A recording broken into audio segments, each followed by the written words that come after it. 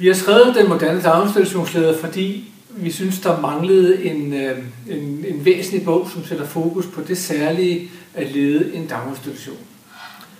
Bogen bygger på en kombination af teori, hvor vi beskriver almen ledelsesteori, men koblet til daginstitutionens særlige praksis og den form for ledelse, der skal til for at lede en god daginstitution. Bogen er fuld af modeller og eksempler fra praksis og teorier og sætter fokus på pædagogisk ledelse, områdeledelse, personalledelse og en lang række af de særlige områder, som en moderne daginstitutionsleder er nødt til at interessere sig for.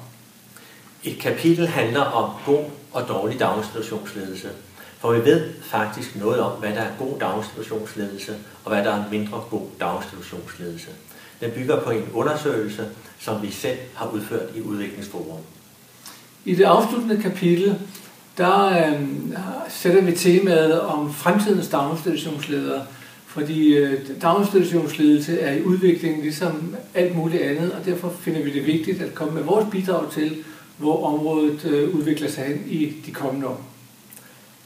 Et af de områder, som er særlig fokus, er den resultatfokuserede ledelse. Vi lever jo i en tid, hvor der arbejdes mere og mere på opnåelse af resultater. Det bogen handler om, det er så, hvordan kan lederen støtte denne proces på en måde, der gør, at resultater bliver noget meningsfyldt at arbejde med.